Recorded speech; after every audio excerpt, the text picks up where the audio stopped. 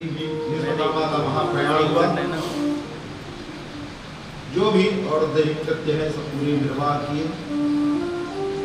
युधिष्ठिर जी महाराज का राज्याभिषेक हस्तिनापुर में ठाकुर जी महाराज सारा विधि पूर्वक कार्य करा करके अब तैयार हुए द्वारिका पर चलने के लिए। बहुत दिन हो गया ठाकुर जी द्वारिका नहीं गए। वो अज्ञातवास के समय जब ठाकुर जी पधारे थे कहाँ, विराट के यहाँ। विराट के यहाँ जब पता चला कि पांडव लोग विराट के यहाँ हैं, 13 वर्ष पूरा हो गया, उसी समय पहुंचे ठाकुर जी। तब से लेकर के अभी तक महाभारत का पूरा युद्ध कर करा करके हो गया, अभी तक ठाकुर जी द्वारिका नहीं गए। अब ठाकुर जी द्वारिका जाने के लिए तैयार हुए। एक बार और तैयार हुए तो उत्तरा चिल्लाती चिल्लाती आ गई, पाहि पाहि महायोगी देव देव जगत परे फतेह। परीक्षित की रक्षा के लिए फिर रुक गए ठाकुर जी महाराज। अब किसी के ऊपर विपत्ति आई हो और उस समय कहो नहीं हम तो जा रहे हैं, हम जा रहे हैं तो अच्छा लगेगा, तो उस समय ठाकुर जी महाराज रुक गए कुंती द्रौपदी आदि के प्रेम से। अब ठाकुर जी जब जाने लगे तो अब कोई ऐसा बहाना नहीं था जिससे कि ठाकुर जी को कोई रोक सके। यहाँ कह रहे हैं आमंत्र्य चाद्भुतज्ञाः परिस्वंगाभिवाद्यतम् आरुरोह रथं कश्चित् परिस्वक्तोऽभिवादिता सुभद्रा द्रौपदी कुन्ती विराट तनया तथा गान्धारी धृतराष्ट्रस्य युयुत्सु गौतमो यमौ।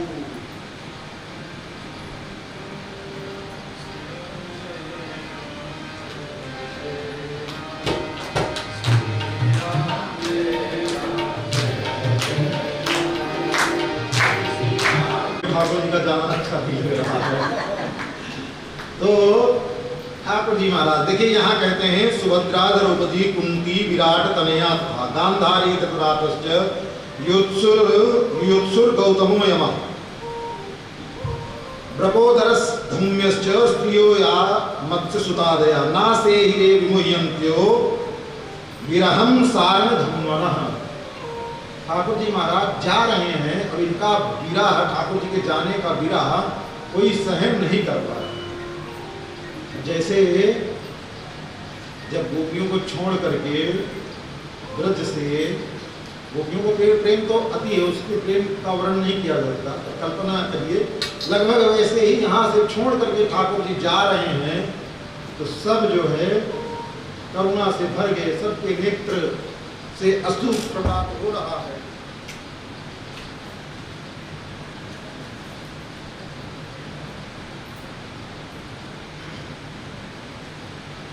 तैयार होकर के चलने लगे।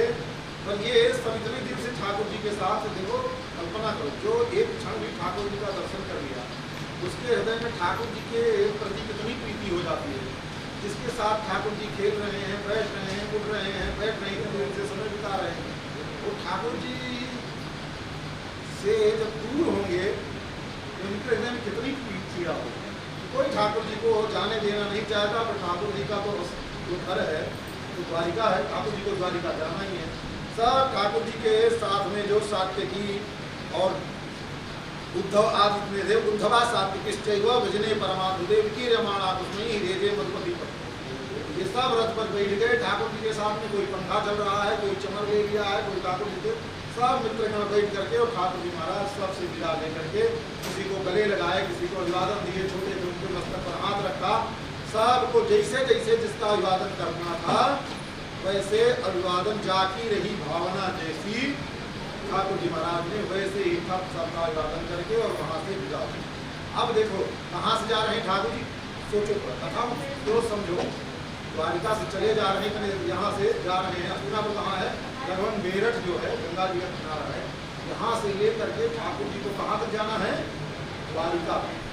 अब रास्ते में कितने नगर पड़ेंगे, कितने शहर पड़ेंगे और कितने इस के बीच में ठाकुर जी के प्रेमी भक्त, जिसने स्नान द्वारिकाधीश श्री कृष्णचंद्र रथ पर बैठ करके अपने मित्रों के साथ में, सखाओं के साथ में इस रास्ते से द्वारिका के लिए जा रहे हैं, सब जिसके हाथ में जो था, जो जैसी भावना थी, कोई उपहार लेकर के नहीं, पुष्पमाला लेकर के ठाकुर जी महाराज के रास्ते में यहाँ से लेकर के द्वारिका तक स्वागत की लाइन लगी।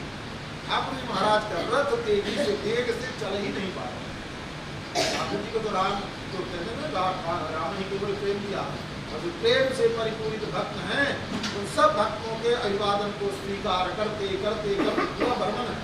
ठाकुर जी कैसे जाते हैं, किस भक्त से कैसे कैसे क्या करते हैं, उनका सबका अभिवादन स्वीकार करते करते ठाकुर जी महाराज द्वारिका पहुंचे। अब द्वारिका में पहले सूचना मिल गई कि श्री कृष्णचंद्र द्वारिकाधीश पधार रहे हैं। पूरे जितने द्वारिका के वासी उतने 56 करोड़ के यदुवंशी हैं। आज भारत की जनसंख्या कितनी है? 140 करोड़ ना, तो आधे उस समय तो केवल यदुवंशी रहे। और कहाँ रहते रहे वो? केवल द्वारिका में, बाकी तो और पूरे भारत की छोड़ दीजिए। तो 56 करोड़ तो केवल यदुवंशी, सारे 56 करोड़ यदुवंशी सब द्वारिका का जो राजद द्वार है बस वहीं आकर के श्री कृष्णचंद्र आ रहे हैं मिलने की भावना से सब खड़े हो। इतना नहीं, महारानियां तक, सूरसेन, उग्रसेन, वसुदेव जी महाराज, देवकी, रोहिणी, सभी माताएं सब इतने दिन से श्री कृष्णचंद्र हमसे दूर रहे, आज आ रहे हैं मिलने के लिए। तो ठाकुर जी महाराज का दर्शन करने के लिए सब खड़े हो। ठाकुर जी महाराज पहुंचे, रथ से अपने कूद पड़े, और जैसे राम जी आए, और इतनी ज्यादा अयोध्या में इतनी ज्यादा भीड़ थी कि किसको गले लगाएं किसको छोड़ें, तो जितने थे सबको एक साथ ठाकुर जी महाराज सबके समीप गए और जा करके अब 56 करोड़ से मिलना शुरू करो, गिनती शुरू करो। 56 करोड़ को एक मिनट से जोड़ लो, कितना हो जाएगा? 2-4 साल 10 साल तो हो ही जाएगा।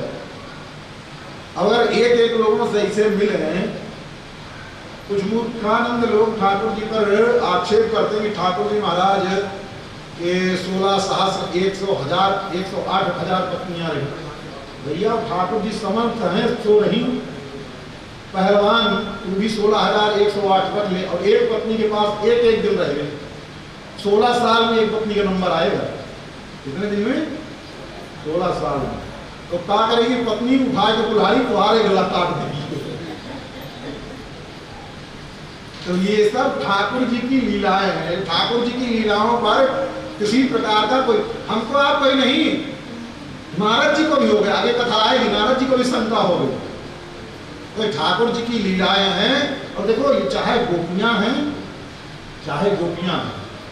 और चाहे द्वारिका की रानियां हैं, ये सब इतनी रानियां क्यों? एक प्रश्न उठता है ना, इतनी रानियां क्यों हैं? एक वास्तव में मूल में है एक। अब थोड़ा समझिए, थोड़े में समझा रहे हैं, पूरे ज्यादा नहीं। भगवान की जो पट्ट महिषी है वो महालक्ष्मी है। पट्ट महिषी कौन है? महालक्ष्मी। एक तब उनके मन में होता है कि हम ठाकुर जी के एक शरीर से सेवा नहीं कर सकती हैं, तो 3 रूप में आती है। जैसे कई प्रकार की भावना होती है ना। कभी कभी पति ही जब भोजन ना करे तो थोड़ा डांट भी लगानी पड़ती है ना, डांटना पड़ता है ना। एक तो वो भावना हो गई, और एक भावना ये होती है केवल इनसे प्रेम ही करें, प्रेम के अलावा कुछ न करें। हाँ, और एक साथ संभाल करने वाली भी होती है ना। सब पूरे घर परिवार, अब पति के ऊपर कोई गलत, कोई इधर उधर का हो जाएगा, घर में कोई आया गया, सारा कुछ किया, बदनामी किसकी होगी? पति की होगी। तो ऐसी विशेष करके 3 भावनाएं पत्नियों की विशेष प्रधान मानी जाती हैं। तो ऐसे ही भगवान की 3 पत्नी के रूप में प्रकट हो गई, श्रीदेवी, भूदेवी, नीला देवी। कौन हो गई?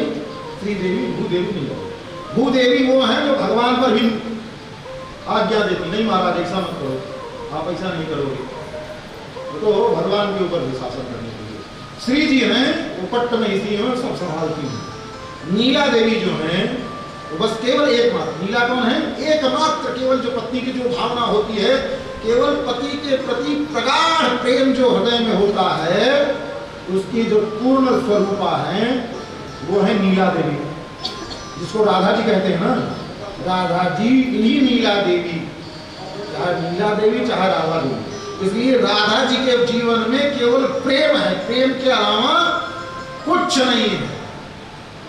अब श्री जी को इतने से भी संतोष नहीं हुआ, इतने से भी संतोष नहीं हुआ। तो श्री जी जो नीला प्रेम की जो भावना होती है ना, बहुत उत्कृष्ट होती है। उस भावना में इतने भेद होते हैं, इतने प्रकार से प्रेम करने की मन में भावना उत्पन्न होती है कि असंख्य हो जाती है। तो राज प्रेम की भावना वो प्रकट भई हृदय में, उसकी इतनी कलाएं, इतना प्रकार हुआ कि अब समेटे नहीं समेट रहा था। जितनी गोपियां हैं ब्रज की, इसीलिए असंख्य गोपियां हैं, उनकी कोई गणना नहीं है। ऐसे इतनी असंख्य गोपियों के रूप में वही श्री जी है, एक ही, अलग नहीं है, वही एक श्री जी ही इतनी असंख्य गोपियों के रूप में प्रकट हो गई। हृदय की जितनी भावनाएं, हृदय के जितने संकल्प होते हैं, उन सभी संकल्प को ठाकुर जी से पूरा करने के लिए उतने रूप धारण कर लिए। और ऐसे ही क्योंकि शासन सत्ता है, अब यहाँ तो श्री जी ने कर लिया प्रेम वाला, अब यहाँ प्रधानता देनी थी शासन सत्ता की, तो यहाँ तो है तो रुक्मिणी जी प्रधान पट्ट में सी, और यहाँ सत्यभामा जी को ज्यादा हुआ द्वारिका में। तो अब पति के साथ कैसा कैसा कितना व्यवहार किया जाता है, कैसे क्या किया जाता है, पति की कैसे रखवाली की जाती है, साथ समान किया जाता है, उसकी 16,108 भावना गिनती वही असंख्य की सीमा में है। जो भूदेवी हैं, वो भूदेवी अपनी कलाओं से 16,108 रूप में विस्तृत हो गई और वो सब ठाकुर जी की सेवा कर रही है, एक कई। अब हृदय की भावना हो गई, उतनी प्रकट हो गई, तो ये कल्पना छोड़ दीजिए। पहले तो ये कल्पना जो नासमझी है, इस नासमझी को छोड़ दीजिए। है श्री जी एक, उन्हीं श्री जी की तीन स्वरूप प्रकट हुआ, उन्हीं श्री जी के। श्री जी क्या, ऐसे ही आपके ही स्वरूप, आपकी जो भावना होती है ना, किसी की भी भावना होती है, एक व्यक्ति के 1,00,000 स्वरूप होते हैं, उसके चिंतन के अनुसार। जब क्रोध आता है तो कैसा स्वरूप हो जाता है, शीशम देखो, चेहरा जाके तो पता चल जाएगा। फोटो खिंचवा लेना, क्रोध वाला फोटो खिंचवाओ, और जो किसी के प्रति प्रेम नेत्र में प्रकट हो गए तब फोटो खिंचवा लो, और जो खूब दहाड़ मार करके हंसी करने का मन हो गए तब फोटो खिंचवा लो। कैसा कैसा रूप होगा पता चल जाएगा। ऐसे ही एक व्यक्ति के लाखों करोड़ों रूप होते हैं जीवन में। तो ऐसे ही श्री जी, भगवान श्री जी के अलावा किसी से प्रेम करते ही नहीं और कर सकते भी नहीं। तो किससे ही प्रेम कर रहे हैं, एकमात्र श्री जी से ही कर रहे हैं। श्री जी के वही गुण हैं, श्री जी के वही। अब श्री जी का गुण अगर खोजना चाहो तो एक दो गुण में श्री जी के गुण को बांध सकते हैं क्या? तो श्री जी के गुण जो है, श्री जी के जो स्वभाव है, श्री जी की जो वात्सल्यता है, वो सब मूर्तिमान होकर के ये कृष्णावतार में ठाकुर जी की सेवा कर रही है। बस इतना है। अब ये तो बात हो गई, ये बात समझ में आ गई ना कि नहीं आई? अब कोई शंका करेगा तो दो खबरा मारिए, ये वो कहीं का फालतू के ठाकुर जी को हमारे बदनाम कर रहा है। तो अब ठाकुर जी महाराज ऐसे गए और सभी से मिले। वहां 16,108 पत्नियां हैं और उन पत्नियों के 10 पुत्र। देखो ठाकुर जी के कोई से बेईमानी नहीं की, 16,108 ब्याह किए तो सभी पत्नियों को 10 पुत्र, ना किसी को 9, ना किसी को 6, ना किसी को 5, सभी पत्नियों को 10 पुत्र और एक पुत्री। अब 16,108 को 10 से गुणा करो, 1,61,080 ठाकुर जी के पुत्र हैं। कितने हैं? 1,61,080 पुत्र हैं और 16,101 का बराबर है, एक बेटी सबके है। तो और 16,108 बेटी है। ठाकुर जी की 16,108 बेटियां हैं। अब ये तो ठाकुर जी का स्वयं परिवार है। तो अब एक लोगों के जो इतना लंबा चौड़ा परिवार होगा तो 56 करोड़ होंगे कि नहीं होंगे एक दिन? अब ऐसे ही सब बाहर निकल करके ठाकुर जी महाराज से इतने दिन से वियोग में थे। अब वो सब ठाकुर जी से मिलने के लिए आए। ठाकुर जी महाराज ने सबसे यथा योग्य अभिवादन किया। जा करके उग्रसेन से मिले, सूर्यसेन से मिले, वसुदेव जी से मिले, रोहिणी देव की आदि माताओं से मिले। सब से मिल करके अब जितनी पत्नियां हैं, अब समाज की मर्यादा, आज की मर्यादा थोड़े ना है कि पत्नी जो है पति के खबच्चा में हाथ डाल करके घूम रही रोड पर। अरे प्रेम एकांत की, देखो प्रेम को समझो, प्रेम एकांत की चीज है। प्रेम अगर बाहर में किया जाएगा या बोला जाए तो वो गाली हो जाएगा। क्या है? प्रेम अगर प्रदर्शित होगा तो वो गाली होगा, बोला जाएगा तो वो गाली होगा। प्रेम बोला जाए और प्रदर्शित किया जाए तो गाली है। प्रेम तो एकांत का है। अब दुनिया तो ऐसे हो गई है, उस समय की मर्यादा देखो, श्री कृष्णचंद्र की कितनी बड़ी मर्यादा, तो कहते हैं लीला पुरुषोत्तम है ना, उनकी मर्यादा अभी आएगी। नारद जी का जो चरित्र आएगा पूरी मर्यादा, कितना ब्रह्म मुहूर्त में उठते हैं, कैसे संध्या वंदन करते हैं, कैसे संध्या वंदन करके पंच महायज्ञ हैं उनको पूरा करते हैं, ब्राह्मण लोग आए उनको कैसे दान देते हैं, दान दे करके फिर ये सब करके फिर कैसे अपने माँ बाबा जितने बड़े लोग बड़े बुजुर्ग हैं सबके चरणों में जा करके अभिवादन करते हैं, कितनी मर्यादा का पालन करते हैं, तो सब है ठाकुर जी के जीवन में। अब देखिए पत्नियां हैं, ठाकुर जी की ही पत्नियां हैं, तो सारी दुनिया जानता है, पर अपने पति का स्पर्श पूरे समाज के बीच में नहीं कर रहे हैं, नहीं कर सकते। अब नहीं करेंगे तो कैसे करेंगे, पर पति को छूने का मन है, इतने दिन से बाद आए तो कम से कम एक बार थोड़ा ठाकुर जी के श्रीअंग का स्पर्श को हो जाए। तो सब पत्नियां जिनके जिनके जिनके गोद में उनके बच्चे हैं, ठाकुर जी आए तो समीप में, सबने दूर से अपना माथा रख करके अभिवादन भी किया ठाकुर जी को, पर अब कैसे मिले, कैसे स्पर्श हो ठाकुर जी का। तो जिनके छोटे छोटे गोदी में अपना बेटा नहीं था, अपने बेटे नहीं थे, तो किसी का भी बेटा गोदी में ले करके ठाकुर जी महाराज के गोदी में बच्चों को दे रहे हैं। अब कोई किसी की गोदी से गोदी में, किसी के गोदी से गोदी में अपने गोदी में बच्चा लेगा तो स्पर्श होगा कि नहीं। इतनी मर्यादा से पत्नी अपने पति को पूरे समाज में इतनी मर्यादा से स्पर्श कर रही है। हृदय में भावना है कि ठाकुर जी महाराज का स्पर्श प्राप्त करें, तो बच्चों को ठाकुर जी की गोद में देने के बहाने से ठाकुर जी के श्रीअंग का स्पर्श प्राप्त कर रहे हैं। हम नहीं कर रहे हैं, लिखा हुआ भागवत जी, और नहीं पर हो तो भागवत की हिंदी वाली टीका मिलती है ना गोरखपुर को, उठा करके पढ़ लीजिएगा। अभी हम इतना बांचेंगे तो फिर तो लगता है कि, पर बता दे रहे हैं जो असली बात है वो नहीं छोड़ेंगे, बताते जाएंगे सब। अब ठाकुर जी महाराज गए और जा करके द्वारिका में निवास करने लगे। सब से मिलकर के ठाकुर जी महाराज द्वारिका में निवास करते हैं। पत्नियों की जितनी अभिलाषाएं थी, इतने दिन से नहीं थे, सब अपना अपना अभिलाषा को पूरा करती हैं। अब समय बीतता गया, परीक्षित जी महाराज का जन्म हुआ उत्तरा के गर्भ से। उत्तरा के गर्भ से जब जन्म हुआ तो ऋषि मुनि सब आ गए, आकर के बालक का जन्म हुआ। तो देखो, यावन्न क्षीयते छिद्यते नालम तावन नापनोति सूतकम। वही जब किसी के यहाँ, अब नाल छेदन के जमाने चला गया है, अब तो सब अस्पताल में पैदा होते हैं। जो अस्पताल में पैदा होगा वो ऐसे पाताल में जाएगा, ऐसे पाताल में जाएगा। लोग पाताल में कोई जाता है, लोग जाता है क्या? तो अस्पताल में पैदा होने वाले का क्या संस्कार होगा भगवान ही जाने। तो सबको आजकल अच्छा लगता है अस्पताल में पैदा होना। तो अब किसी से पूछा, भैया तुम्हारी जन्मभूमि कहाँ है? राम जी की जन्मभूमि तो पता है फला जगह। अब जितने आपके पैदा हो रहे हैं उनसे पूछो कहीं अस्पताल में, बेचारे अपनी जन्मभूमि में कुछ करने लायक भी नहीं है, क्या करें। तो पर हम सबको पता है हमारा कहाँ जन्म हुआ है, आगे वाली पीढ़ी अपना जाने क्या करेगी। तो अब ठाकुर जी महाराज जब पैदा भये, कोई भी बालक पैदा होता है तो 10 दिन का सूतक लगता है। समझिए, सूतक 2 सूतक जो होते हैं 10 दिन के लगते हैं। जब किसी के परिवार में कोई मृत होता है, कोई मर जाता है, तब 10 दिन का सूतक लगता है।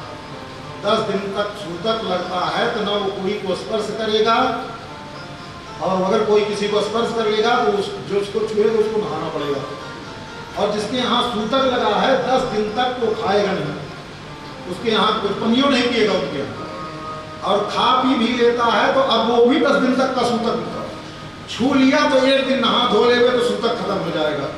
और ऐसे मरे हुए व्यक्ति के घर में जा करके खा लिया और बड़ी मलाई छान लिया जा करके व्यवहार में, तो क्या होगा? 10 दिन का सूतक उसको भी लग जाएगा। ये तो मरण का सूतक, ये कठिन सूतक होता है। अब उससे थोड़ा सरल सूतक होता है जनना शौच, मतलब किसी के यहाँ कोई एक मरना शौच होता है, एक जनना शौच होता है।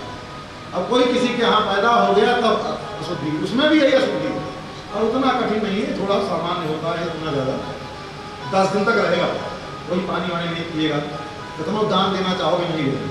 तो सूतक कब से शुरू होता है? जैसे कोई मर जाए, मरने पर सूतक नहीं शुरू होता है। जब तक कपाल क्रिया नहीं होगी, पपड़िया को बांस को छोड़ेंगे नहीं, तब तक तब तक वो सूतक नहीं लगे। कपाल क्रिया के बाद सूतक प्रारंभ होता है। ऐसे ही बालक पैदा हो गया, सब कुछ हुए, जब तक नाल जो माँ का और बेटे के बीच में जो नाड़ी जुड़ी रहती है, नाल जो जुड़ी रहती है, उस नाल को जब काटा जाता है, जब नालक छेदन होता है, नालक छेदन होते ही अब सूतक प्रारंभ होगा।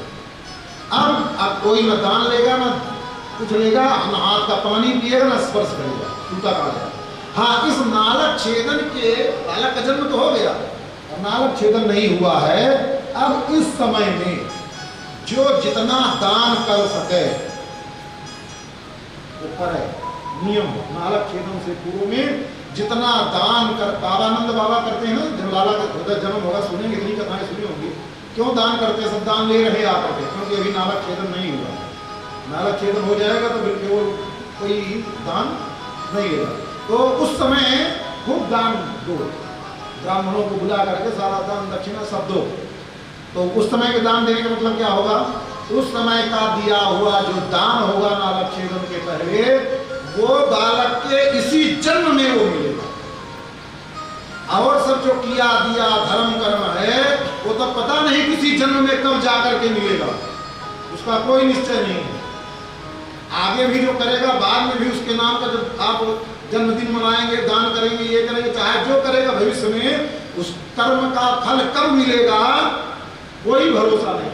पर नालक छेदन के पूर्व में जो दान दिया जाता है, जो शुभ कार्य किया जाता है, वो बालक के इसी जन्म में उसको मिलता है। इसलिए उस समय खूब दान देना चाहिए। अब ये क्यों बता रहे हैं? क्योंकि परीक्षित जी का जन्म हुआ। अब युधिष्ठिर जी के यहाँ, युधिष्ठिर जी को कंजूस तो है नहीं, तो खजाना खोल दिए। अब दान दे रहे हैं, जो भी आ रहे हैं सबको दान दे करके सबको संतुष्ट कर रहे हैं। सब संतुष्ट होकर के जाते हैं और कहते हैं हिरण्यम गाम मही ग्रामान हस्तस्वान नृपतिर्वरान प्रदात स्वान्येन च विप्रेभ्या प्रजातीर्थेन सतीर्थवत्। प्रजातीर्थ में अब दान कर रहे हैं। क्या दिए? हिरण्य दिए, गाय दिए, भूमि दिए, हाथी दिए, घोड़ा दिए, जो कुछ भी देने लायक था, या जो कोई जिसको जो आवश्यकता थी, जिसने जो कुछ मांगा, परीक्षित जी के जन्म पर युधिष्ठिर जी महाराज ने वो सब दिया। प्रजातीर्थ है इस समय दिया, क्योंकि वो प्रजा के लिए, जहाँ प्रजातीर्थेन सतीर्थवत्। और किसको दिया? विप्रेभ्या। जितने ब्राह्मण लोग हैं, विप्र हैं, उनको ये देखो, दान तो ब्राह्मण को दिया जाता है, किसी और को दोगे तो सहायता होगी। समझ में आए नहीं? और दान लेने का उसी ब्राह्मण को अधिकारी है जो कम से कम एक समय संध्या वंदन। वैसे तो ब्राह्मण को त्रिकाल संध्या वंदन करना चाहिए। कितनी संध्या वंदन? 3 काल की। त्रिकाल की संध्या वंदन करना चाहिए।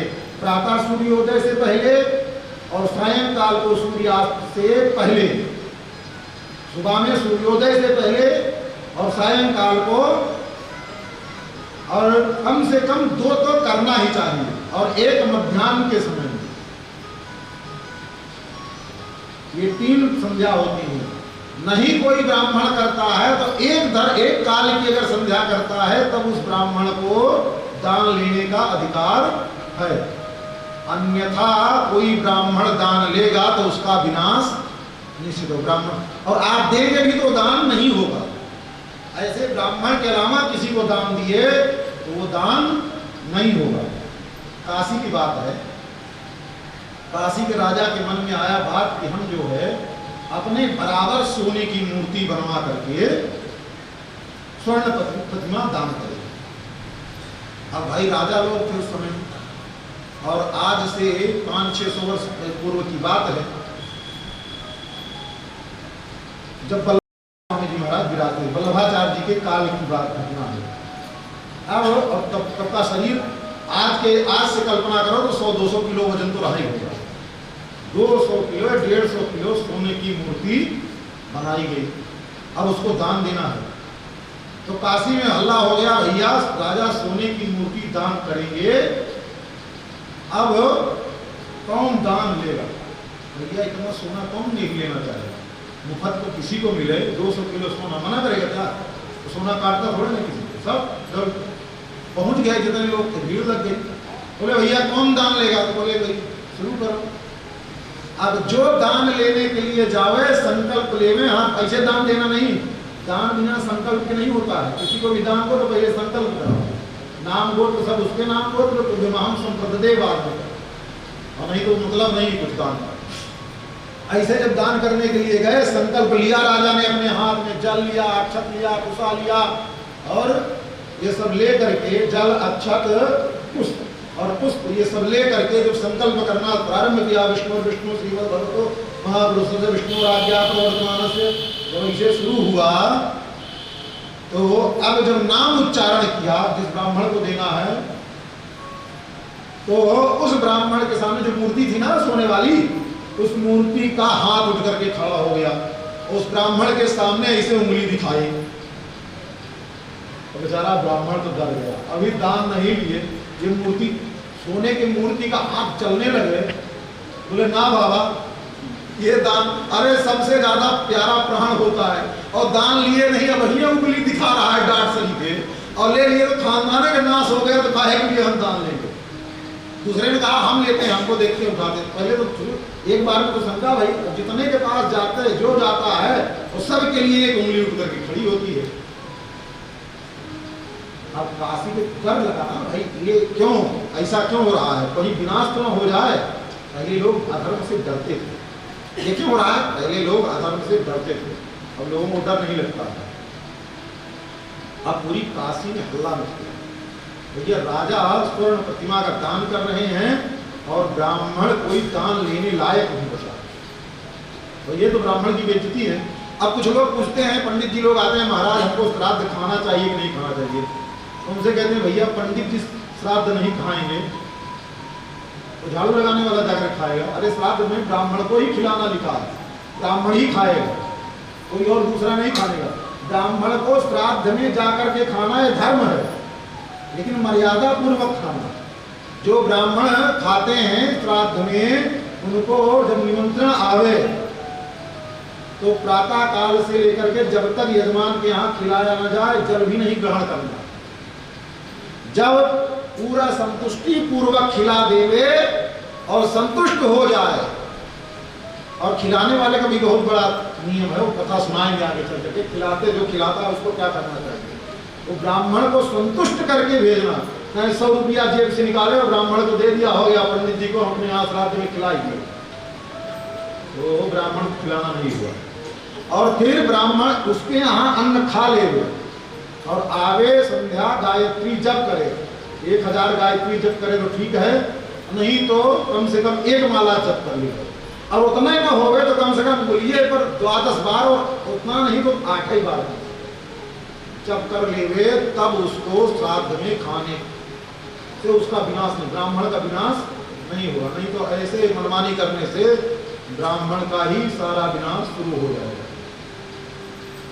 अब ये तो बात वही, अब हल्ला मच गया कि भाई दान तो लेना ब्राह्मण है, तो दान और कोई दूसरा ले नहीं सकता है, अब ले तो कौन लो?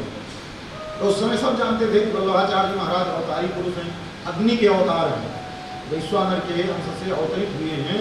अब अवतारी महापुरुष हैं, इनके पास सारे ब्राह्मण एकत्रित होकर के काशी से गए, प्रणाम किया। महाराज ब्राह्मणों की बड़ी बेइज्जती हो रही, कोई ब्राह्मण ऐसा नहीं बचा है जो काशी नरेश का होता ना, जैसे राजा जनक ने कहा अब जन को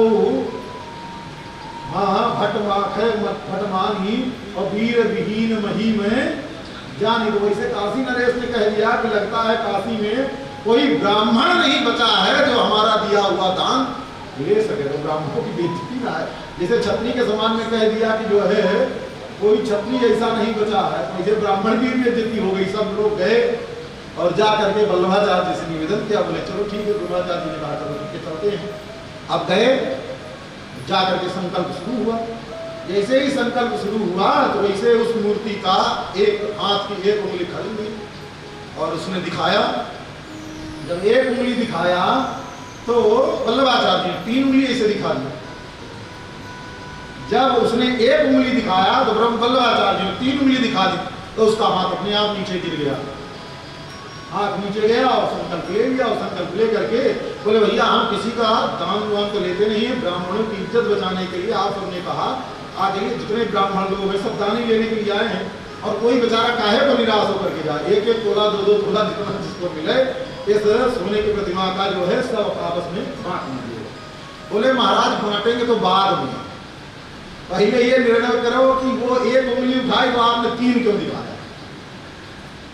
तो वल्लभाचार्य जी ने कहा मूर्ति ये आशय था स्वर्ण प्रतिमा की राजा का, क्योंकि राजा धर्म का स्वरूप होता है ना, राजा राजा होता है, राजा विष्णु का स्वरूप होता है, अनेक स्वरूप होते हैं, राजा ही सब कुछ कहलाता है। ये राजा धार्मिक राजा है, तो राजा जब अपनी प्रतिमा का दान कर रहा है तो मूर्ति भी चैतन्य हो गई। तो मूर्ति कह रही है कि ब्राह्मण देवता दान लेने के लिए तो आ गए हो, दान ले रहे हो, कम से कम एक समय की संध्या तो करते हो, एक काल की तो संध्या करते हो। अगर एक काल की संध्या नहीं करते हो तो हमारा दान लोगे तो तुम्हारा विनाश हो जाएगा, तो कुछ बचने वाला नहीं है। तो जब हमसे उसने पूछा कि एक काल की संध्या तो करते हो, तो हमने उससे कहा एक ही नहीं, हम 3 काल की संध्या रोज करते हैं। तो उसका हाथ अपने आप नीचे चला गया। तब भैया दान ऐसा लेना चाहिए। तो दान लेने देने की ये बात हुई। कहाँ बात शुरू हुई थी? परीक्षित जी के जन्म। परीक्षित जी के जन्म हुआ, परीक्षित जी के जन्म पर दान दे दिया गया। कोई बताए कि जो दान दिया जाता है उस बालक के जिसका जन्म होता है उसके प्रारब्ध के साथ वो जुड़ जाता है। वैसे हुआ। अब युधिष्ठिर जी ने बुलाया ब्राह्मणों को, बाल ब्राह्मणों को। जब समय ऐसा नहीं सूतक में, जब समय व्यतीत हो गया, समय आने पर बालक को कुंडली बनवाई और कुंडली बनवा करके गुरुजनों से पूछा महाराज अब बताइए हमारे बालक का क्या भविष्य है। अब ब्राह्मण लोग वर्णना शुरू की। एस दाता शरण्यश्च यथा है निरासवी यशो विदनुतो स्वानाम दौश्यंतरियो यज्वनाम ध्वन्नी नाम अग्रणीरेसः कुल्यश्चार्जुन अर्जुन योर्द्वयो हुताशयो दुर्धर्षा समुद्र यो दुस्तरा मृगेन्द्र यो विक्रांतो निषेव्यो हिमान इव। अब संसार में जितने सबसे अच्छे अच्छे गुण थे वो कह रहे हैं एक दाता शरण्यश्च। ये दाता और शरण्य तो ऐसे होगा जैसे महाराज श्री ब्राह्मणों का सत्कार करने वाला ऐसा होगा जैसे रामचंद्र दशरथ जी के पुत्र हैं। ब्रह्मण्या सत्य संधश्च रामो दासरथिर यथा। जैसे राम जी ब्राह्मणों का सत्कार करने वाले हैं, सत्यवादी हैं, वैसे ये होगा। तो जितने गुण है सब वर्णन करके सुनाया। अंत में सुनाते सुनाते अंत में कह दिया कि भैया इसको अंतिम समय में इसकी मृत्यु सर्प के दंश से होगी। अब कितनों वर्णन करो भैया। हमने हलवा में मतलब हलवा में काजू डाला, किशमिश डाला, पिस्ता डाला, चिलगोजा डाला, क्या बादाम डाला और छुहारा डाला, सब कुछ वर्णन करो और अंत में कह दो एक बोरी ले जाकर के नमक डाल दिया तो हलवा का खत्म हो गया और हलवा सब जो है बेकार हो गया। किसी काम का हुआ? अरे हलवा में जाकर के मीठी शक्कर पड़े तो ठीक है, और वो भी मतलब अनुपात में। अब ये तो सीधे 5 किलो में एक बोरी डालोगे तो क्या होगा। ऐसे ही सारा जीवन सब कुछ अच्छा बताया। और जिसलिए जीवन मिलता है अंतिम समय सुधारने के लिए अपना, देखो जीवन सुधारने के लिए नहीं मिलता है। जीवन किस लिए मिलता है? मरण सुधारने के लिए जीवन मिलता है। जीवन जीने के लिए नहीं मिलता है। जीवन अपने मरण को सुधारने के लिए मिलता है। सारे जीवन हमको सतत यही प्रयास करना है कि हमारा मरण सुधर जाए। तो अब अंतिम बात बिगड़ गई। बोले महाराज ये तो कुछ नहीं, सब दुखी हो गए। ये क्या कह दिए महाराज, राम सब बिगड़ गए। ब्राह्मण का चिंता मत करिए, सर्प दंश का इसको साप तो मिलेगा। लोग अभी तो केवल सर्प दंश बताया, जब साप भी बता दे रहे हैं। एक तो तितली लौकी ऊपर, दूसरा नीम चढ़ी। तो अब एक तो सांप ऐसे दसता वो ठीक है, और सांप डाक कोई सर्प 10 का लेता वो और अपराध है बहुत बड़ा। और दूसरा ब्राह्मण कोई सांप देगा उसके बाद सर्प दंश करेगा, वो और बड़ी विपत्ति महाराज है। तो और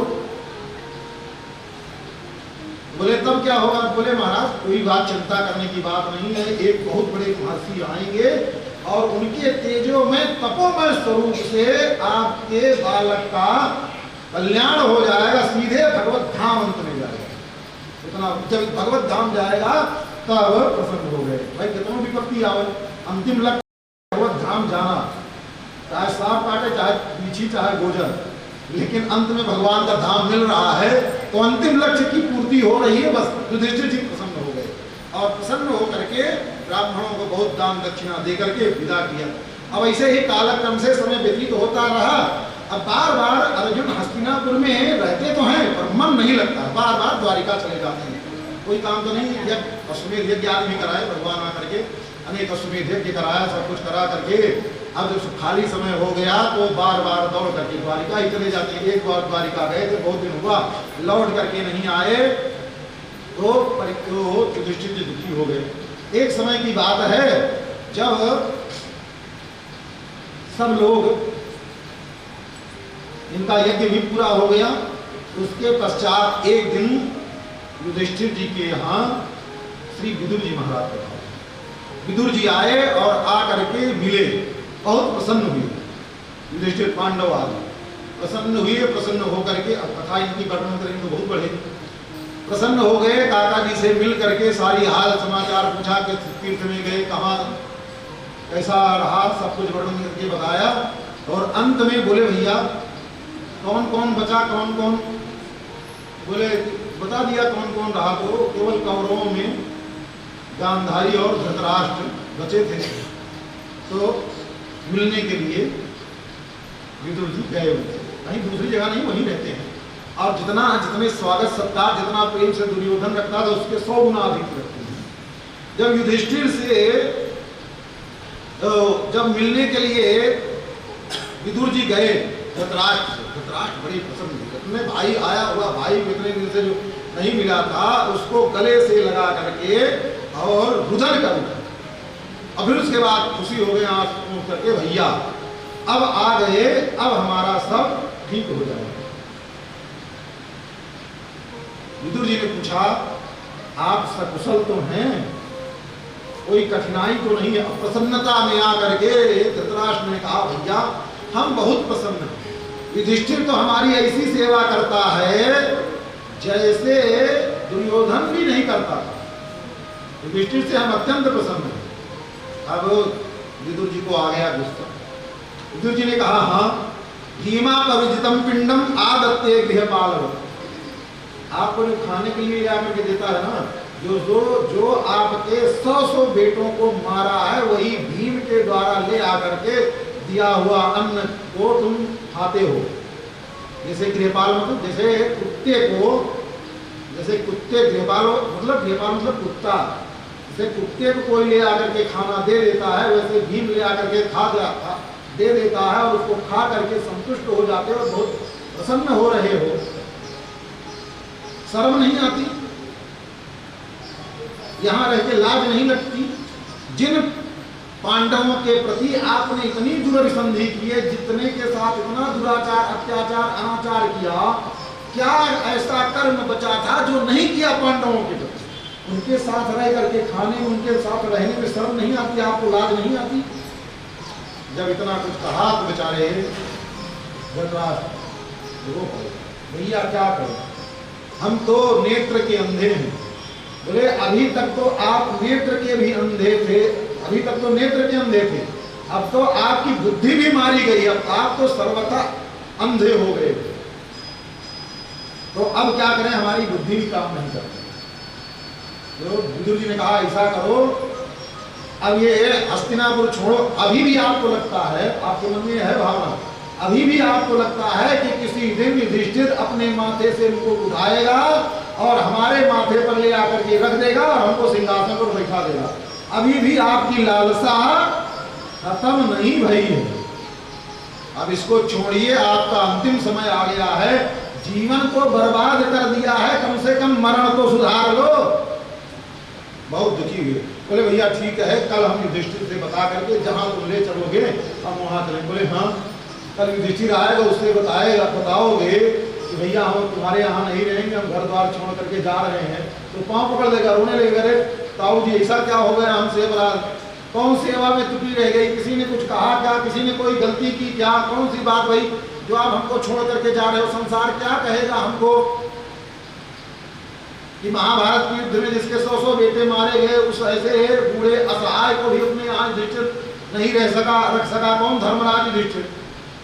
ऐसे रोएगा, जेल जाएगा और युधिष्ठिर आपको जाने देगा नहीं, क्योंकि उसके स्वभाव को हम जानते हैं। तो अभी भी आप यही रहना चाहते हो लगता है। बोले नहीं भैया, तो हम क्या करें, हमारी बुद्धि नहीं काम कर रही। बोले करना ये है अभी और इसी क्षण चलना। और देखो वो भी चाहे जैसे रहे हो धृतराष्ट्र, लेकिन जब समय आया तो उसी समय सिंहासन से उठे और उठ करके, जैसे पहले चलते थे राजसभा में जाते थे तो विदुर के कंधे पर हाथ रख करके चलते थे, आगे आगे विदुर और पीछे पीछे धृतराष्ट्र चलते थे, वैसे उठ करके चले।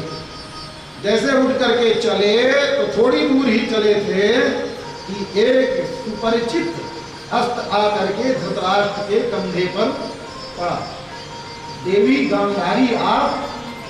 बोले जा महाराज, आप हमारे पति और सारा जीवन आपने जो कर्म किया अच्छा बुरा सब में हमने आपका साथ दिया, और आज जब आपको अपने जीवन को सुधारने का समय आया तो उस समय आप इस दासी को भूल गए। हमने शायद आपका वर्ण करके ठीक नहीं किया, हम आपकी अवधारणा, हमने तो आपको अपना सब कुछ माना, आप हमारे सब कुछ। अर्धांग तो पत्नी होती है पति की, लेकिन पत्नी का पति सब कुछ होता है, अर्धांग नहीं होता, सब कुछ होता है। हमने तो आपको अपना सब कुछ माना और आपने तो हमको अपनी अर्धांगिनी भी नहीं माना। बेचारे रो पड़े। धृतराष्ट्र बोले देवी देखो, हमारी बुद्धि खराब, हमारी बुद्धि काम नहीं कर रही है, हमको ना आगा सूझ रहा है ना पीछा सूझ रहा है, गलती मानते हैं कि हमसे गलती हो गई। विदुर ने जैसा कहा वैसा हमने किया, देवी हमको क्षमा करो। नहीं नहीं, गांधारी कहा नहीं, आप क्षमा न मांगे, हम तो आपको केवल उलाहना दे रहे हैं। अगर आप हमसे प्रेम करते होते तो आपको ये अवश्य याद रखना चाहिए था, जब आप घर छोड़ करके, जब वानप्रस्थ ग्रहण करता है कोई राजा, तब भी अपनी पत्नी के साथ में वानप्रस्थ ग्रहण करता है, पत्नी को छोड़ करके नहीं जाता। आज आपने, हमारा लगता है, हमारे दिल में ऐसे लगता है जैसे आज आपने हमारा परित्याग कर दिया, बड़े क्षमा याचना मांगते हैं धृतराष्ट्र।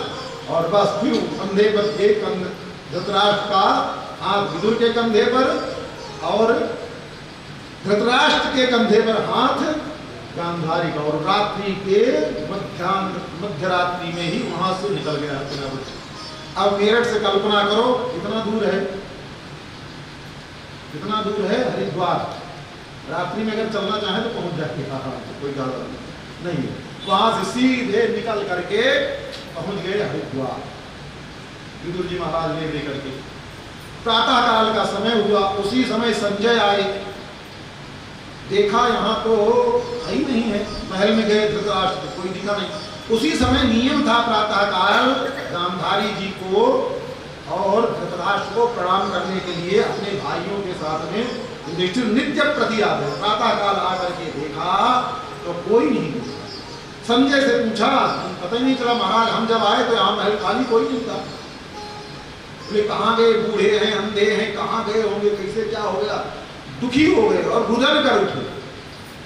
उसी समय आकाश मार्ग से तुम्बुरु और नारद जी जा रहे थे। कौन? तुम्बुरु, गंधर्वों में सर्वश्रेष्ठ हैं, वो जा रहे थे और नारद जी जा रहे थे। देखा इनको सबको रोता हुआ देख करके नीचे उतर आए, उतर आकर के पूछा क्या बात है, क्यों रो रहे हो।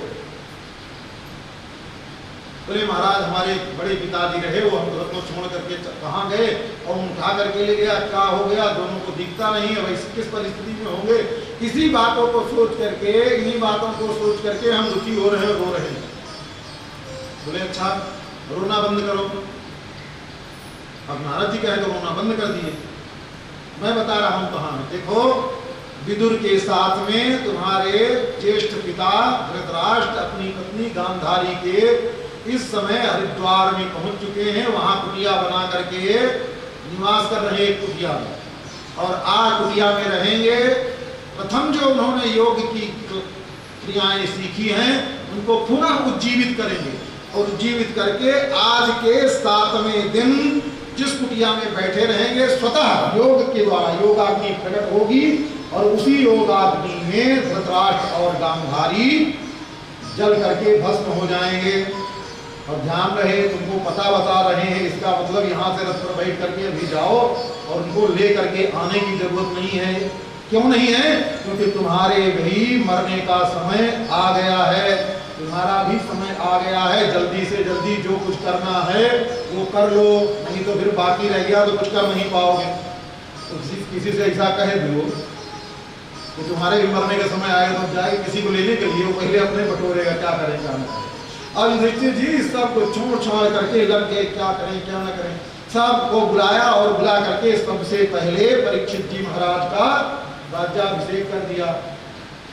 इसी समय चिंतन करते हैं कि जो बताया ना कि चले जाते थे, ये बीच की कथा छूट गई। चले जाते थे अर्जुन बार बार द्वारिका, एक बार घूम रहे थे भीम और युधिष्ठिर जी।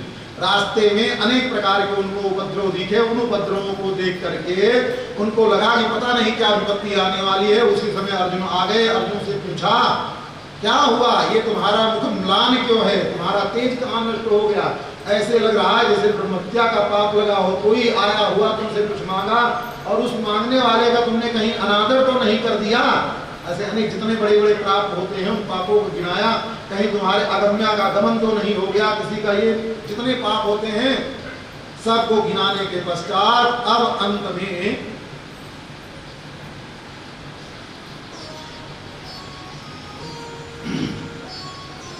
श्री अर्जुन कहते हैं, भैया हम सबको जिन केशव के कारण हमने द्रौपदी को स्वयंवर में जीता, इंद्रप्रस्थ का, देखो कथाएं है और इतना हम बता रहे हैं, समझते जाइए।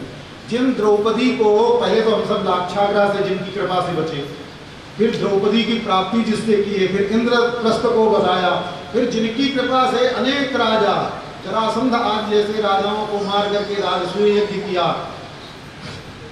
फिर उसके बाद दुर्वासा के शाप से बचे, फिर शंकर जी जिनकी कृपा से शंकर जी की प्राप्ति भई और पाशुपतास्त्र को प्राप्त किया, ऐसे श्री कृष्ण चंद्र हम सब को छोड़ करके चले गए। युधिष्ठिर जी दुखी भय, पर कुंती का प्रेम देखिए। जैसे ही अर्जुन बता रहे हैं युधिष्ठिर से, वैसे कुंती जी हैं तो वृद्ध, एक खंभे के सहारे से थोड़ा टेक लेकर के खड़ी थी। जैसे ही उन्होंने सुना कि श्री कृष्णचंद्र इस धराधाम को छोड़ करके चले गए, वैसे ही खंभे के सहारे लग नीचे गिर गए। कितना प्रेम कुंती का, कितना प्रेम। भगवान ने धराधाम को छोड़ दिया, और भगवान ने जब छोड़ दिया तो हम अपना प्राण काहे के लिए धारण करें। दशरथ जी को भी मरने में थोड़ा देर हुई, वन में चले गए हैं, दौड़ करके सुमंत आए, आकर के बताए, कितना विलाप किए, सब कुछ करने के बाद तब जाकर के शरीर छूटा। पर कुंती जी का इतना प्रेम श्री कृष्णचंद्र के प्रति कि केवल सुना मात्र की श्री कृष्णचंद्र धराधाम को छोड़ करके चले गए, वाणी कर्ण में प्रवेश की और तुरंत प्रवेश करते ही शरीर को छोड़ दिया कुंती जी। सब लोग दौड़ करके जाकर देखे, माँ का शरीर छूट गया है, क्योंकि अपने भी मरना है। माँ का जो कृत्य है सब कर करा करके अब पांचों भाई एकत्रित हुए और राज्याभिषेक कर दिए परीक्षित का। अब महाप्रयाण के लिए सब पांचों पांडव और द्रौपदी के साथ में पहले बद्री नारायण गए, जो स्वर्गारोहण जानते हैं ना, उस स्वर्गारोहण के लिए करते हैं। सबसे पहले द्रौपदी के बाद फिर नकुल, पहले सहदेव, फिर नकुल, फिर अर्जुन, फिर भीम।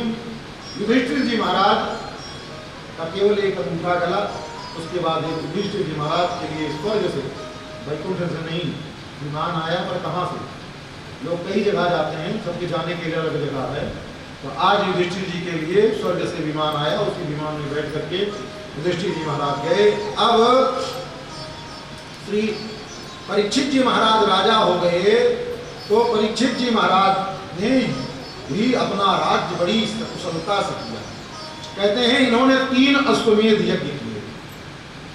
जो एक ही अश्वमेध यज्ञ करता है वो चक्रवर्ती सम्राट होता है। आज जो गायत्री परिवार के द्वारा क्या किया जाता है, अश्वमेध यज्ञ किया जाता है ना, वो अश्वमेध की छाया भी नहीं है। अश्वमेध क्या, वो नाम ही केवल रख देते हैं और पता नहीं उसमें क्या खुराफात करते हैं। वो यज्ञ नहीं है, खुराफात। अश्वमेध यज्ञ कम से कम 1 वर्ष का होता है। कितने दिन का होता है? लगातार 1 वर्ष तक चले, और उसमें भी और घोड़ा भटक जाए, कोई पकड़ ले तो कहो 2, 4, 10 साल लग जाएगा। तो युद्ध करो, जब घोड़ा छूटेगा, आएगा घोड़ा लौट करके, तभी अश्वमेध यज्ञ होगा, उसके पहले होगा नहीं। तो अब ऐसी स्थिति है। तो 3 अश्वमेध यज्ञ किए, अश्वमेध यज्ञ करके और इनके जन्मे जय आदि करके 4 पुत्र प्रकट हुए।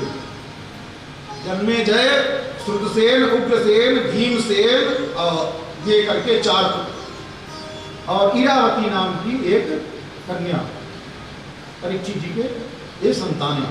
अपना राज्य अच्छी प्रकार से चलाते रहते हैं। और एक दिन परीक्षित जी महाराज जब दिग्विजय करते, दिग्विजय मतलब जिस दिशा में जाएं उस दिशा को पूरी जीतते हुए चले आए।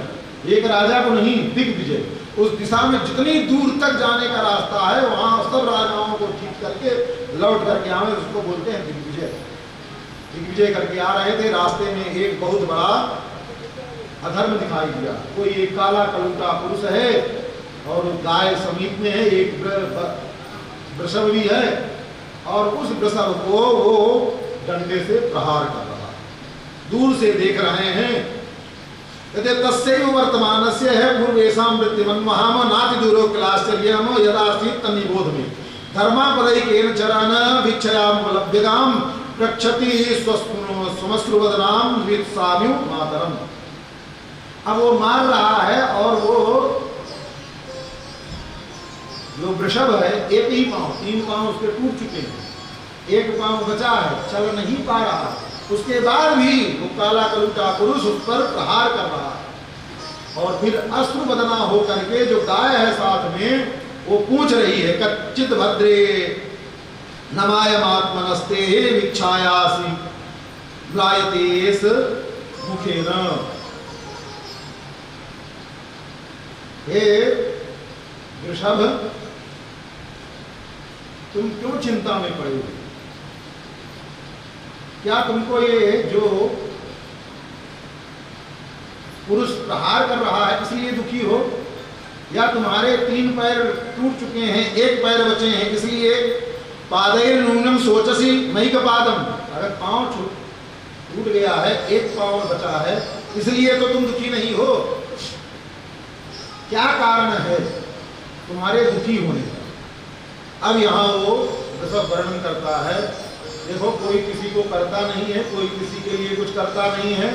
जो कुछ सुख दुख कोई भोगता है सब वो अपने किए हुए कर्म के द्वारा भोगता है। ना हमको कोई डंडा मार रहा है इसलिए दुखी हो रहे हैं, ना कोई हमारा अपमान कर रहा है इसलिए दुखी हो रहे हैं। दुखी इसलिए हो रहे हैं कि भगवान श्री कृष्णचंद्र इस धराधाम को छोड़ करके चले गए हैं। अब उनके भक्तों की रखवाली कौन करेगा?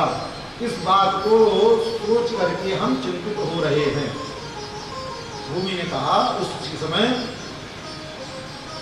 अरे भवान ही वेद तत्सर्वम जन्माम धर्मानुप्रक्षसी। आप स्वयं धर्म के अवतार हैं। जो हमने पूछा आपने उसका अच्छी प्रकार से उत्तर दिया। उसी समय राजा परीक्षित पहुंच जाते हैं और पृथ्वी और उनका संवाद, पृथ्वी धर्म के जो धर्म और पृथ्वी दोनों गाय और बैल के रूप में प्रकट हुए थे, जिनको राजा ने देखा था।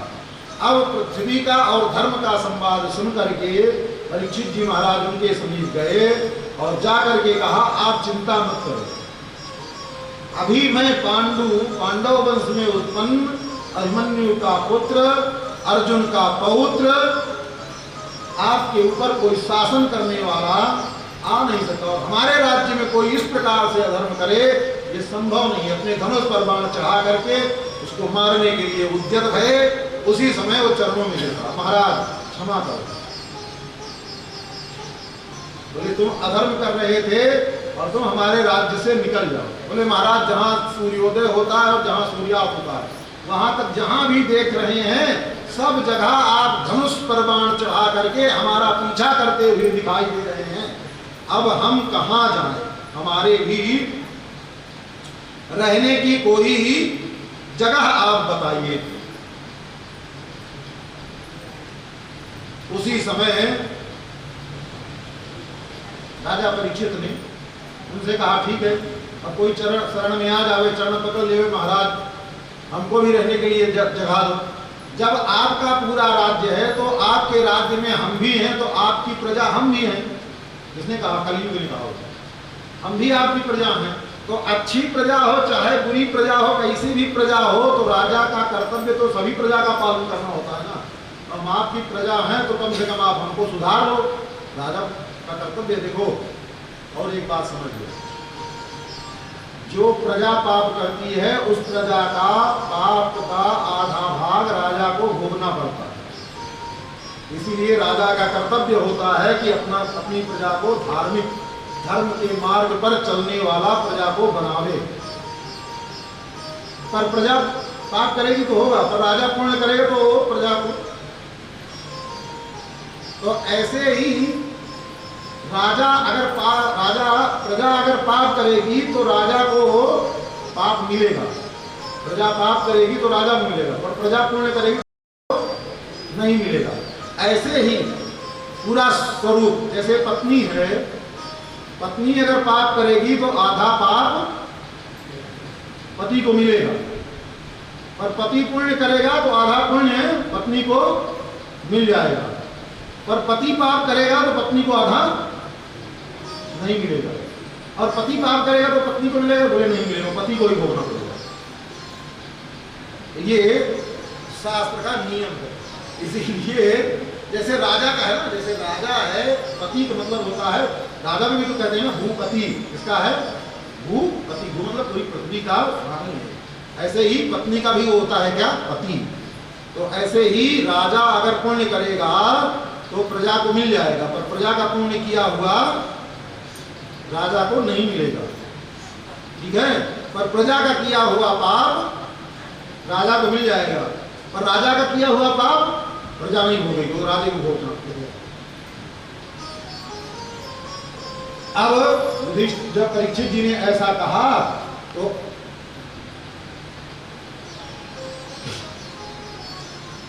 अब उस प्रजा को, जो कली प्रजा के रूप में प्रकट हुआ, उसको कहा, ठीक है, ऐसा है, ऐसा करो, हम तुमको 3 स्थान दे रहे हैं, उन तीनों स्थान में जाकर के निवास करो। द्यूतम पानम स्त्रिया सुना, 4 स्थान दे रहे हैं। द्यूतम पानम स्त्रिया सुना यत्र धर्मास चतुर्विधा, ये 4 स्थान दे रहे हैं, क्योंकि तुम कलयुग हो, इन चारों स्थान में जाकर के निवास करो। बोले ठीक है महाराज, आपने दे दिया है, और आपने दे दिया है तो हम इसको स्वीकार भी कर रहे हैं।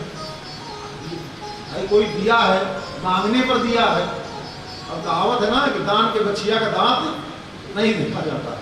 दान में जो मिला है वो ऐसा लेंगे, दान में हम ऐसा लेंगे, ऐसा लेंगे नहीं कहा सकता। जो दान दाता जैसा दे रहा है वैसा आपको लेना पड़ेगा। पर प्रभु आप जैसे राजा हैं वैसे मैं भी राजा हूँ, मेरा नाम कलयुग है, इस युग का राजा मैं हूँ, तो सब बुरा बुरा दिए तो कम से कम एक तो अच्छा दे दो। तब उसके मांगने पर जात रूपम अदात प्रभु, मांगने पर स्वर्ण में राजा ने कलयुग को स्थान दे दिया, निवास दे दिया, स्वर्ण में निवास दे दिया कलयुग का। अब कहते हैं जो ये चारों जगह दिया, द्यूत, जहां भी द्यूत होगा वहां छल कपट, ठीक है। द्यूत में क्या धर्म है, छल कपट आकर के विराजमान हो जाएगा। जहां पान होगा मतलब जहां नशा, नशेबाजी जहां होगी, चाहे छोटा हो चाहे बड़का हो, बोतल ही उठाना नहीं, छोटे मोटे भी जो नशा होते हैं वो सब नशा ही नशा है। जिसमें बुद्धि काम ना करे, बुद्धि का व्यतिक्रम हो जाए, वो नशा होगा। तो द्यूतम पानम, जहाँ द्यूपान होगा वहाँ अहंकार की वृत्ति बहुत ज्यादा बढ़ जाएगी। एक छल रूपी पाप, दूसरी जगह अहंकार रूपी पाप आ जाएगा। और स्त्रियां, जहाँ स्त्रियां स्त्रियां का मतलब ये मत समझिए, स्त्रियां उन स्त्रियों को लिए कहा गया है जिनके कोई पति नहीं, घर की स्त्री के लिए नहीं कहा गया है, जिनके कोई पति नहीं होती हैं, जो मन माना रोज पति वर्ण करती हैं, जिनको छोड़ती रहती हैं, रोज वर्ण करेंगी, जो छोड़ेंगी, ऐसी स्त्रियों के पास कलयुग का निवास है। सूना मतलब जहां वो चाहे टीटर काटो, चाहे बटेर काटो, चाहे आदमी का गला काटो, जहां कोई मछली से लेकर के टीटर बटेर तक जहां भी हत्या हो रही है वहां तो ये सब चारों अधर्म के स्थान अब दे दिए। देखिए अगर इन चार चीज से बच जाए तो आज भी आप कलयुग में नहीं है। कलयुग से बचना है, कलयुग के, और चारों में से एक को आया तो कलयुग आ करके पिटुआ पकड़ ले, गला पकड़ता है ना कोई किसी की जबरदस्ती है, तो आ करके कलयुग गले पर हाथ रख करके पकड़ लेगा, फिर उससे छुटकारा पाना मुश्किल है। चार में से पांचवा क्या है? पांचवा है स्वर्ण। स्वर्ण कितना? स्वर्ण मतलब धन संपत्ति। धन संपत्ति जो रुपया पैसा है तो सब में सब कुछ समझिए। तो उससे क्या करें? उसको इतना ही रखना है जितने में आवश्यकता की पूर्ति हो जाए। कल बताया ना, भगवान कहते हैं यावत भीत जटनम तावत सुक्तम हिदेहिनाम अधिकम यो विमन्येत सस्तेनो दंड मरहति। हमारे स्वामी जी महाराज कहा करते हैं, देखो रुपया उतने, कितना? कल कहे कि जितना पाँव में जूता, रुपये की उतनी ही आवश्यकता है जैसे पाँव में जूता। जूता कैसा होना चाहिए मालूम है आपको? पाँव में जो जूता पहनते हैं, ज्यादा बड़ा जूता पहन लो कैसे लगेगा? जूता नाप से बड़ा आ जाएगा तो फटर फटर करेगा, फटर फटर करेगा ना। बारिश हुई तो पिछवाड़ा पूरा जो है वो चित्रकारी तैयार हो जाएगी। तो ज्यादा पैसा हुआ तो अनर्थ मतलब दाग धब्बे, अनर्थ, झूठ, साँच सब शुरू हो जाएगा। पैसा को रखवाली करने में अनेक प्रकार की समस्याएं। तो अधिक पैसा हुआ तो अधिक दुश्मन पैदा हुए, अधिक दुश्मन पैदा हुए तो देश बढ़ा, देश बढ़ा तो दुनिया भर के जितने अधर्म हैं आवश्यकता से अधिक भैया ये स्थिति। और मान लो कम पड़ गया तो छोटा जूता पहनो, थोड़ी देर चल करके देखो पाँव जो है रक्त की धारा बह निकलेगी, वो काट खाएगा जूते। तो कैसे? तो इतने ही धन संपत्ति अधिक है वो धर्म में लगाओ। अगर आवश्यकता से अधिक कमाई हो रही है तो उसको धर्म के मार्ग पर लगाओ। और अपने बटोर के रखोगे, सब शरीर कुंडली मार के बैठोगे तो उसका प्रायश्चित को भोगना ही पड़ेगा। कोई माई का लाल भोग नहीं सकता। अब सोचे कि बाबा जी आपके पास मठ है तो आप कितना बचा के रखते हो? बाबा होता होगा, मठ होता है, पर अपने सबके खाते में 2-4-10,000 रुपया से ज्यादा नहीं रहता। जो आता है खर्चा होता चला जाता है। विद्यार्थी हैं, गऊ है, ये है, वो है, सब जगह। और स्थान भी मठ मंदिर, किसी का पक्ष नहीं। जिन मठ मंदिरों में बहुत रुपया बैंक बैलेंस हो जाए, बहुत सोना चांदी एकत्रित हो जाए और धर्म पूर्वक वहां क्रियाएं न चलें तो फिर मर मुकदमा पता चले कि जो है 20-20, 25-25 साल भगवान की सेवा भी नहीं होती है, ताला लग जाता है। सारे अधर्म वहां भी शुरू। मठ मंदिर कलयुग किसी को नहीं छोड़ेगा, क्योंकि इस कलयुग के अंतर्गत में मठ मंदिर भी हैं, भगवान के विग्रह भी किसी को छोड़ने वाला नहीं। इसलिए बहुत सावधानी की आवश्यकता। द्रव्य अधिक हुआ, मठ मंदिर और साधु के पास भी पैसा अधिक हुआ तो भगवान का भरोसा छूटेगा। क्या होगा? साधु का भरोसा कौन? भगवान। साधु किसके भरोसे होते हैं? भगवान के भरोसे।